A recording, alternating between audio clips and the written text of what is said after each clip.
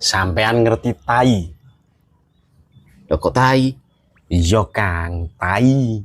Lah pancen tai kuwi barang sepele Kang. Nanging tai kuwi ora barang sing iso dianggep remeh Kang. Gak ono liyane to, Men. Kok tai?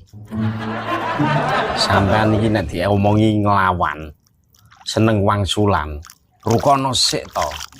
Ngono ya, Men. Oke. Tai kuwi pancen ra duwe rega Kang. Ora duwe harga diri. Nanging Kang, ora ana wong sing wani idak-idak tai. Iya ya, Men ya. Ayo genah, tai kuwi duwe prinsip keikhlasan. Tai kuwi nek wis dibuang, pantang balik maneh Kang. Ibarat kata lebih konsisten. Nek wis emoh ya emoh. Iya ya, Men. Berarti tai iki luwih dewasa timbang awake dhewe ya. Ya jelas.